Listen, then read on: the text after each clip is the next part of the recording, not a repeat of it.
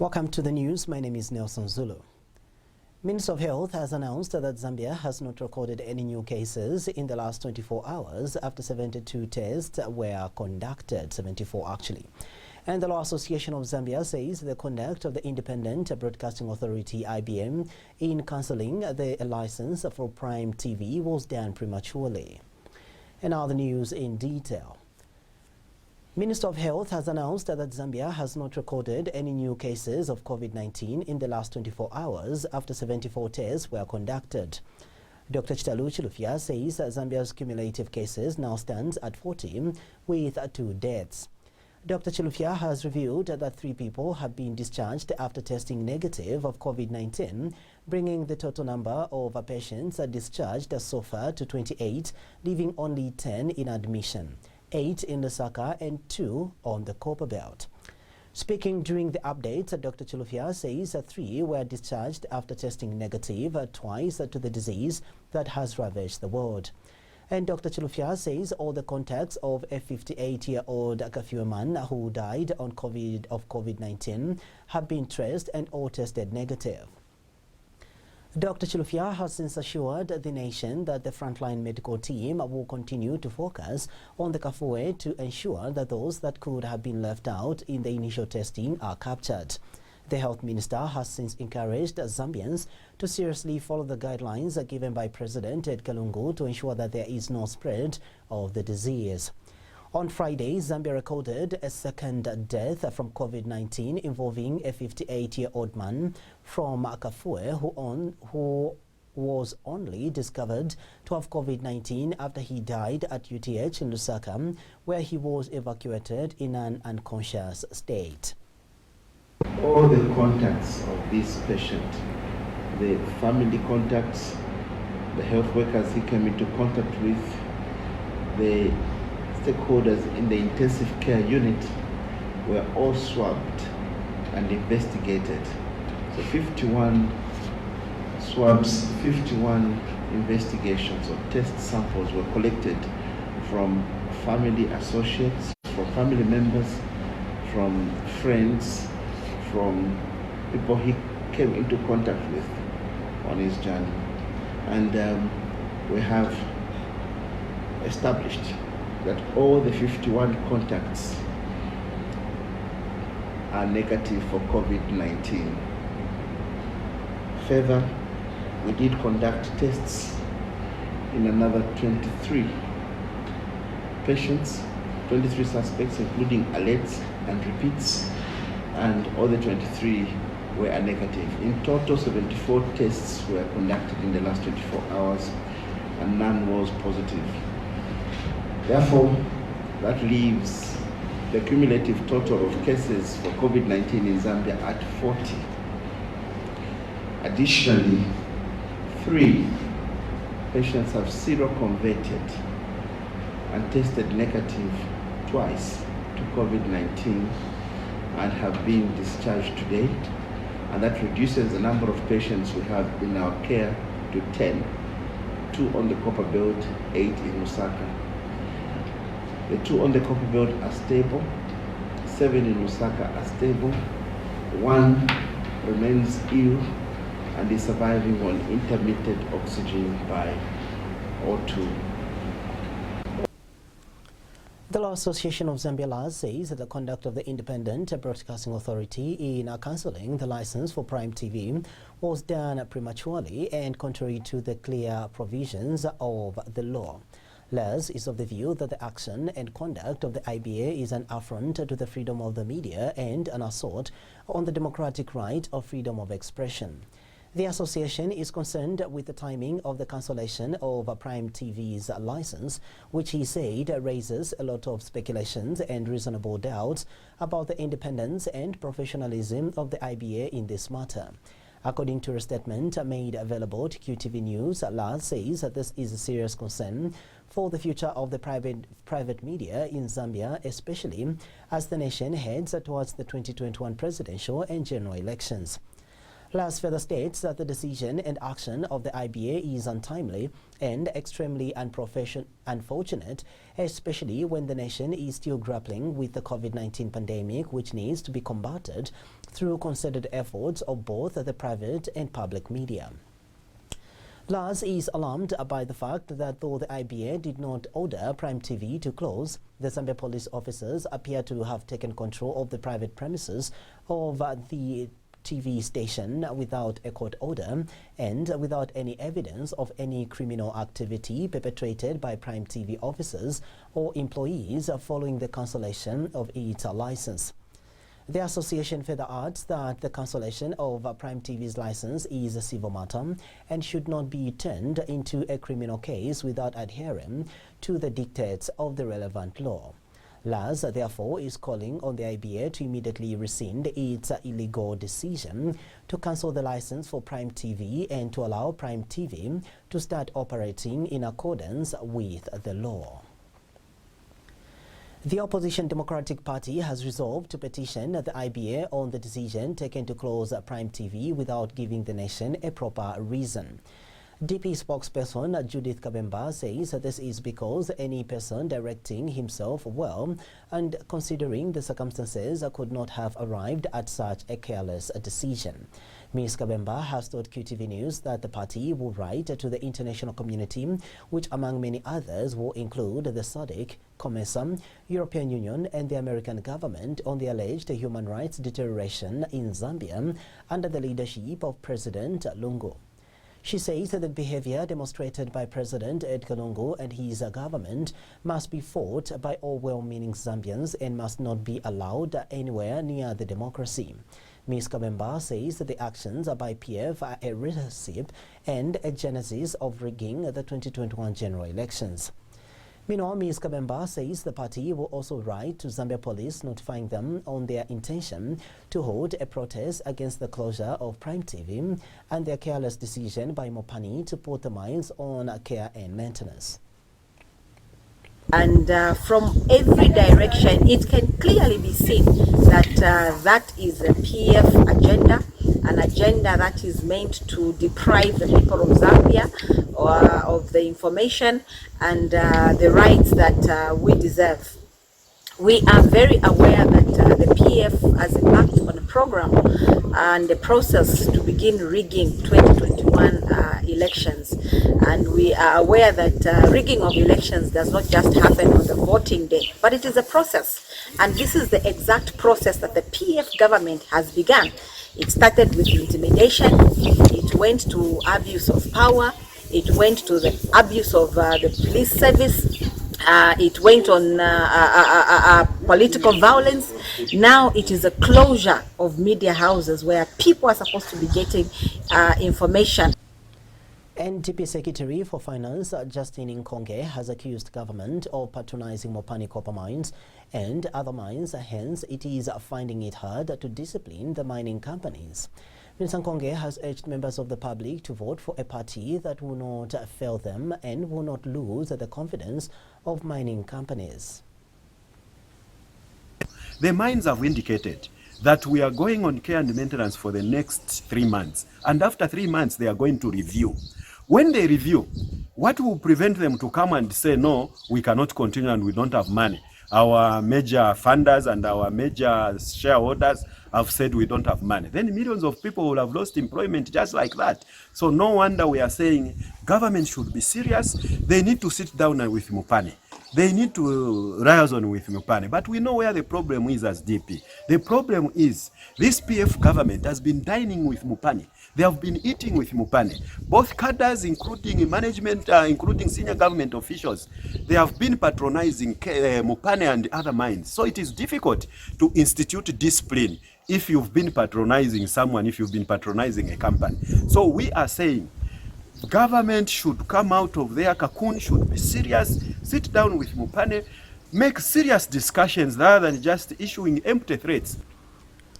Action Aid Zambia Country Director Nalucha Ziba says that the decision by the Zambian government to cancel the broadcasting license of Prime TV is unconstitutional as it violates the constitutional provisions in Articles 20 and 21 on fundamental freedoms of the press and expression.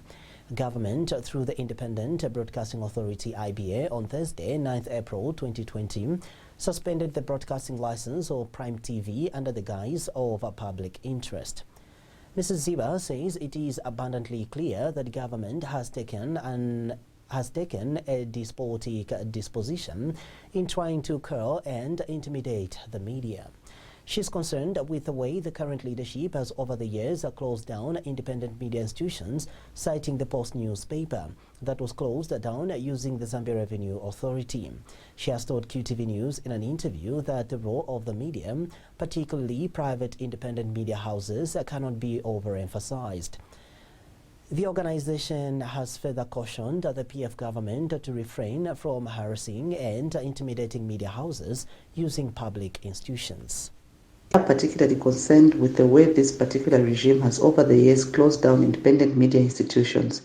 It can be recalled that in a similar fashion, a vibrant media house, the Post newspaper, was closed down using the Zambia Revenue Authority.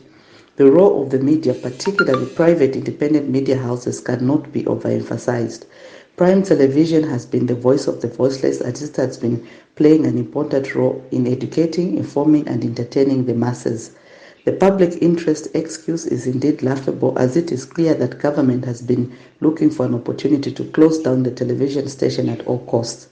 ActionAid Zambia would like to caution the PF government to refrain from harassing and intimidating media houses using public institutions. ActionAid Zambia has also noted the systematic victimization of citizens and institutions that seem to be speaking for the masses.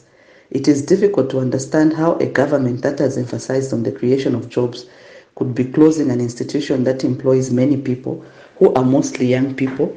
It is sad to note that while government is failing to create employment opportunities, it is in the forefront killing citizen initiatives that are creating employment opportunities and empowering the youth. We would like to call upon the government to immediately rescind its decision and reopen Prime Television. Zambians should stand up and stop this dictatorship in the making before it is too late. We are particularly concerned with the way this particular regime. And the opposition UPND came a member of parliament, Kapelo Mbangweta, has doubted the motive behind government through the Independent Broadcasting Authority, IBA, to cancel the Prime TV station license when the matter is still active in the courts of law. Mr. Mbangweta has told QTV News in an interview in Lusaka that he expected the Zambian government to first listen to his apology and stakeholder protestations as opposed to revoking his license, a development that will result in job losses. Mr. Mbangweta says it is unfortunate that government has concentrated so much political energy to fight Prime TV owner Gerard Shawa when the country has pressing issues such as COVID-19 and the decision by Mopani to fire 11,000 workers, to name but two problems. He says the move behind the closure of Prime TV, regardless of how Prime TV owner reacted, is condemnable and should not be tolerated. Mr. Mbangweta says the I don't care type of leadership exhibited by the ruling PF team is frustrating enterprising Zambian investors. They will never cover an opposing view. They will never cover community views or concerns.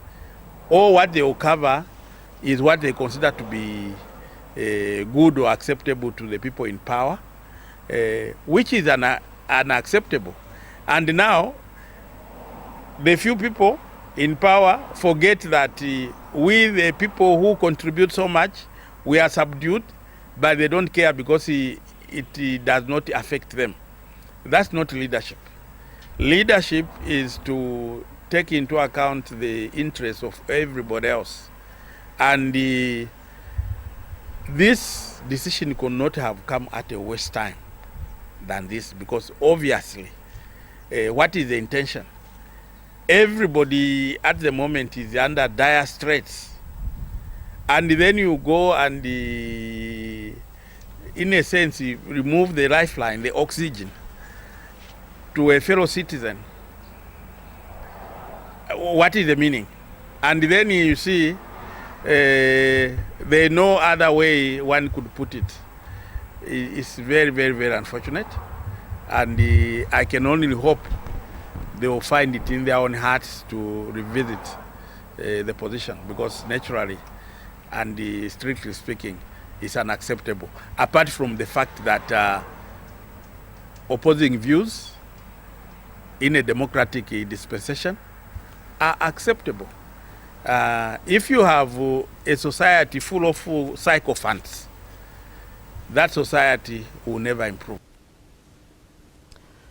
General Education Minister David Mabumba says school user fees that were paid before the end of Term 1 should be carried through to Term 2. Minister Mabumba, who is also a Patriotic Front Member of Parliament for Mwense in Luapula Province, says that when President Edgar Lungu announced the current closure of schools, only 3 weeks remained before the end of Term 1. And Mr. Mabumba has announced that the ministry is still consulting education sector technocrats and stakeholders on how the Grade 12 General Certificate of Education examinations and tertiary examinations will be conducted in view of COVID-19. Paid per term. And obviously, as you are aware, when the president pronounced the closure of the schools, we were remaining with 2 weeks, if I'm not mistaken, P.S. Kalumba? 3 weeks. 3 weeks. So obviously the question is what happens with the user fees that were paid? And like I told you, we are still consulting on 2 important things, or maybe in summary 1. That is the school calendar, the school and examination calendar. But let me maybe preempt that obvious, given the fact that when schools open, and we don't know when the schools are going to open, it will be our considered view in the Ministry of General Education, and I want to appeal to P.S. Kalumba that obvious student had remained with 3 weeks. That money, in my considered view, should be carried over to the next term. Republican President Edgar Lungu has been urged to appoint a high-level task team with extensive expertise in mining management and economics to come up with best modalities to repossess all the major mines and run them on profitability by Zambians. Golden Party leader Jackson Silavwe says a successful future in the mining industry is one only guaranteed by Zambian-owned mines. The rest is just a fantasy. Mr. Silavwe says it is not a secret that Glencore's Mopani has consistently resisted any changes in successive mining tax regimes. He says the placing of mining operations on care and maintenance is a sustained attempt to reverse the 2019 tax regime, stating that the reasons advanced in the press statement by Mopani Copper Mines is a mere scapegoat. Mr. Silavwe says a company that can plan tax evasion can operate in the current circumstances without difficulties. He has encouraged Glencore to be magnanimous enough and surrender the mining giant to the government without causing economic havoc in an already fragile economic environment. In 2011, a report by Grant Thornton, commissioned by the Zambia Revenue Authority, cited Mopani Copper Mines of orchestrating tax planning strategies equal to moving taxable revenue out of the country illegally. Surely, a company that can plan tax evasion can operate in the current circumstances without difficulties. Glencore must be magnanimous enough to surrender the mining giant to the government without causing economic havoc in an already fragile economic environment. Zambia will never realize our full economic potential, as long as such vital economic sectors are foreign-owned. We reiterate our call for President Lungu to appoint a high-level task team with extensive expertise in mining, management, and economics to come up with best modalities to repossess all the major mines and run them on profitability by Zambians.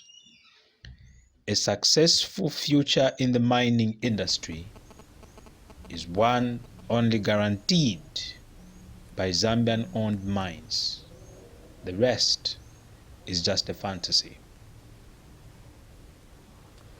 The Center for Trade Policy and Development, CTPD, has called for a local mining interval that will help resolve deteriorating relations between the mines and government.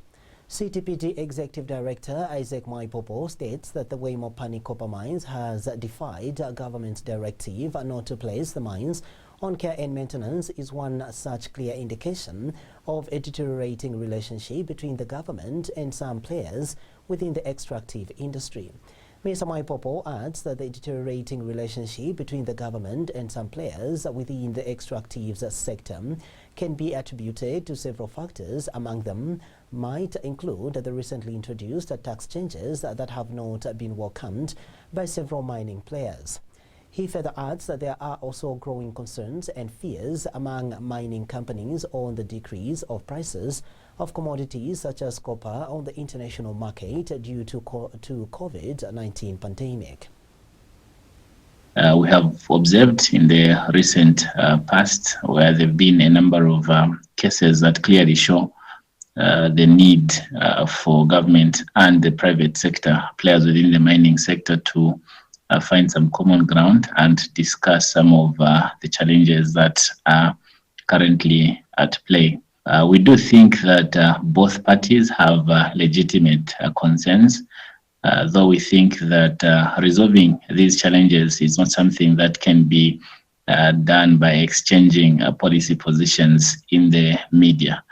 We think that the conversation should shift to the discussion table where both parties can raise their concerns and amicably find a solution that is in the best interest of both parties. Meanwhile, a concerned Lusaka resident, Joe Kamatuma, has challenged Mopani Copper Mines MCM to provide evidence-based statistics to the Zambian citizens that it is making losses for it to far over 11,000 workers on the copper belt.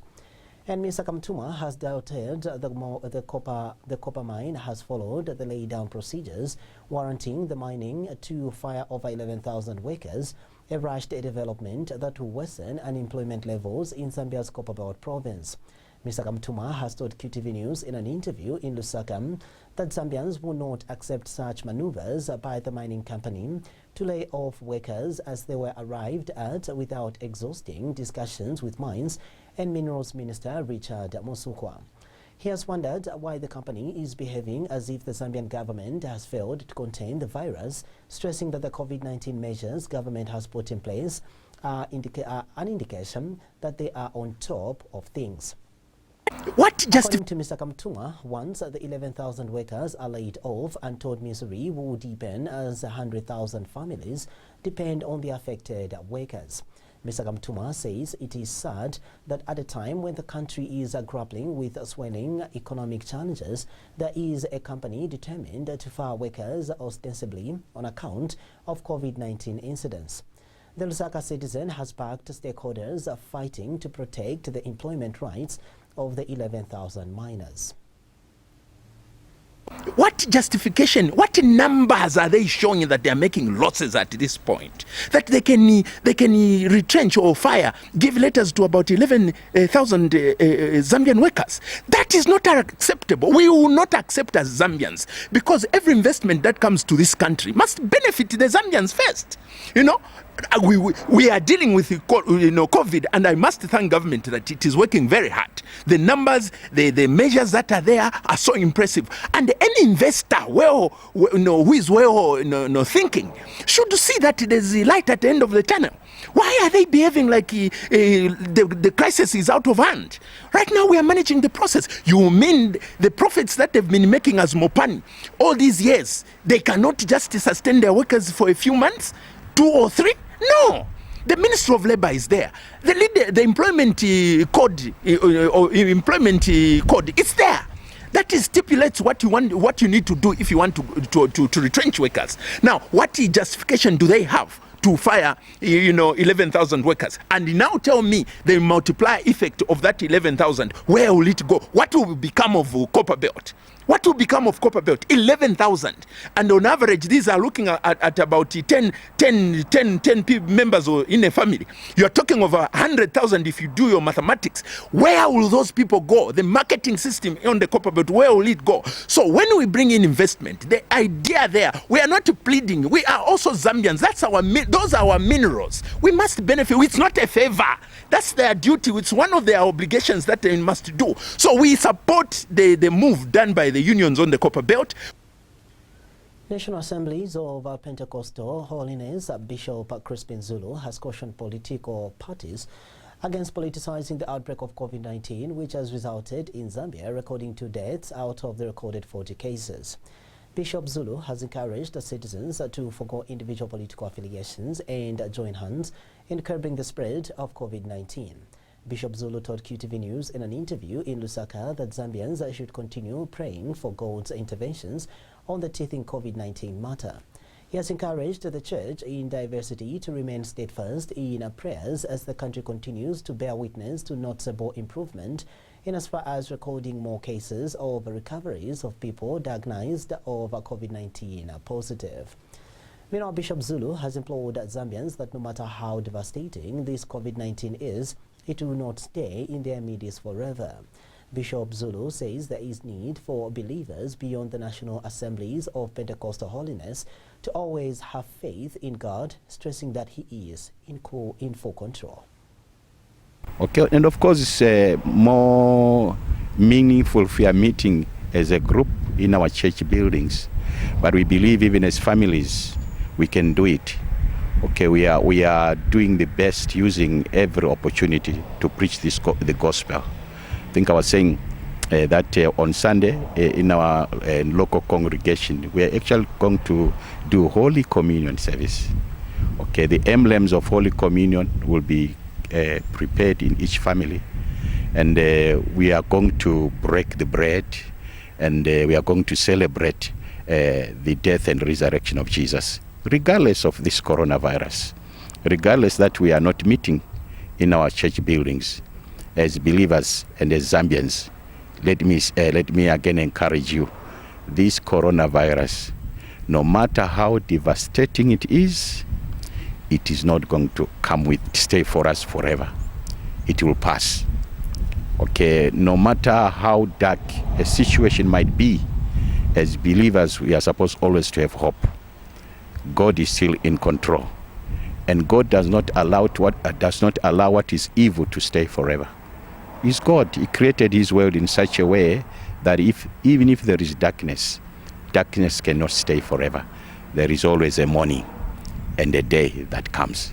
And even beyond this coronavirus, to all Zambians, there is a morning and a resurrection coming. Lusaka City Council LCC closed the 73 bars during the first 2 weeks of the presidential directive for all bars, nightclubs and casinos to close as part of the measures to fight the spread of COVID-19.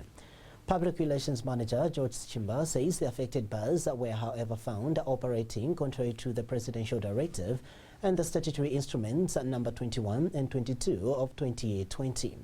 LCC Public Health Department has therefore recommended all the 73 bar owners for prosecution in the Lusaka Fast Track Court for defying the presidential directive on the closure of bars.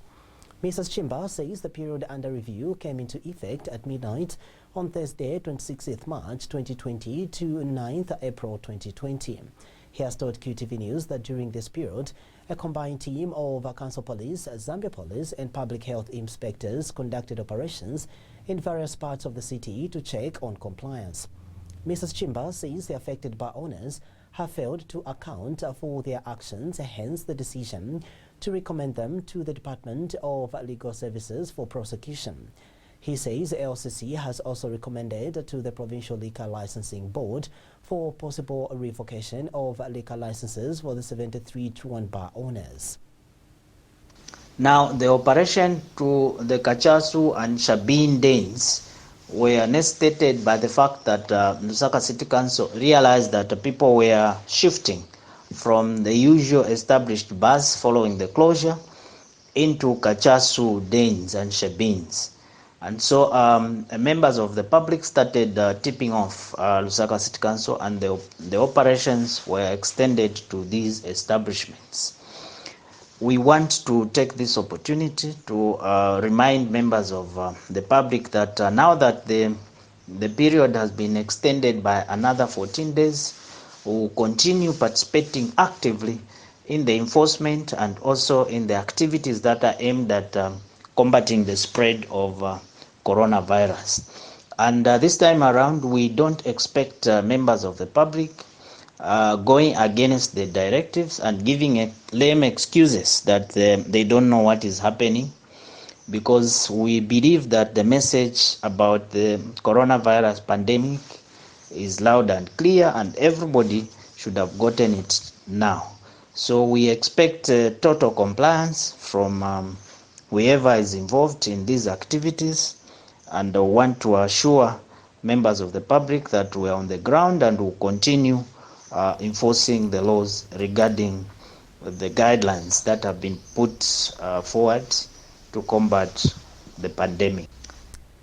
Meanwhile, the Bar and Nightclub Owners Association of Zambia is disappointed that its plea to government to ease up some conditions on the continued closure of bars and nightclubs like to allow their members to trade on a takeaway basis has not been granted. President Edgar Lungu, in his national address on Thursday, extended the period of the current measures aimed at preventing the further spread of COVID-19 to another 2 weeks. But Association Secretary General Edmond Lefwekelo says while the association welcomes the initiatives put in place by government to combat the further spread of the COVID-19 pandemic, it must be noted that bars and nightclub owners across the country are going through one of the most difficult times as their sources of income has been halted. Mr. Lefwekelo has repeated his request to government to consider allowing bar and nightclubs operate on a takeaway basis, stating that his members are going through untold misery and suffering during the time of the closure, and if the situation continues, they will turn into destitute. He states that most of the premises in which bars and nightclubs operate from are rented, and if the measures are not relaxed, many businesses will close down by the time the 28 days come to an end due to failure to pay rentals and salaries. Much as we appreciate that the measures which the President announced, interventions actually meant at protecting the greater good of the public, we had hoped also that as an association, as bar owners, our requests which we had earlier made to government that I think should there be an extension, they should at least consider relaxing some of the rules imposed on our members. Our request was not granted, and this request was request that government allows our members to operate on takeaway basis, like how our colleagues in the restaurants have done.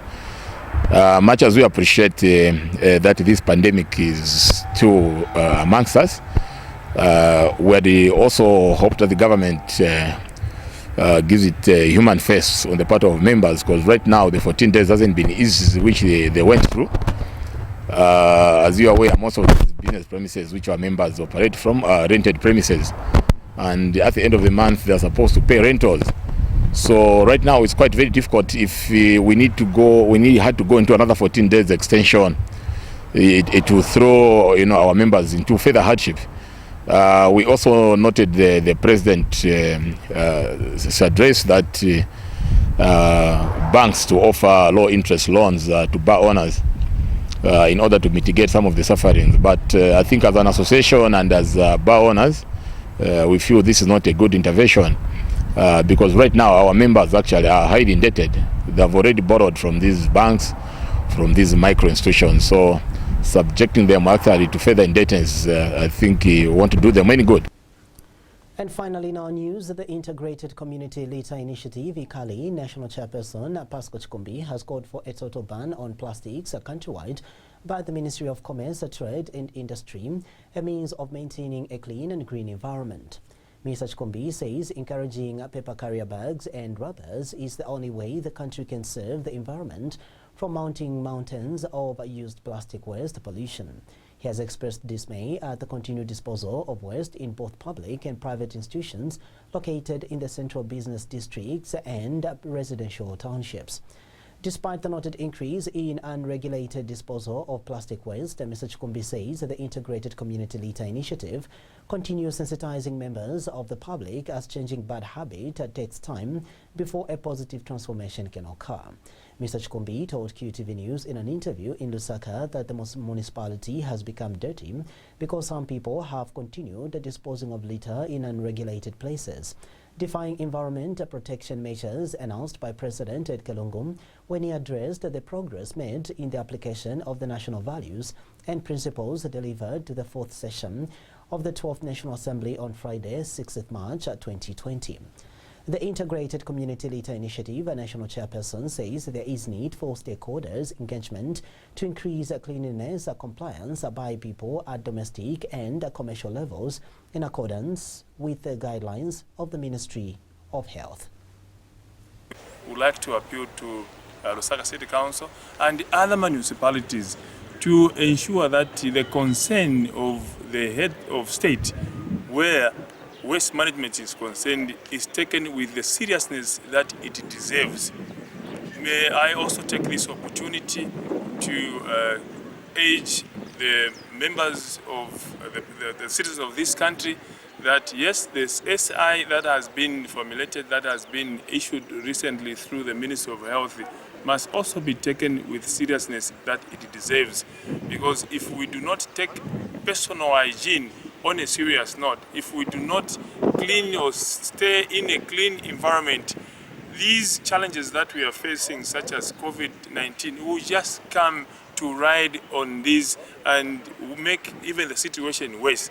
So we would like to appeal to citizens of Zambia to ensure that the concerns that has been noted in this SI is well followed, so that we practice the normal way, we practice the best way that we can in ensuring that practices where waste management is concerned is adhered to, so that we keep our Zambia, we keep our cities clean, green and healthy. That's it from our news desk. It's bye-bye for now and keep watching.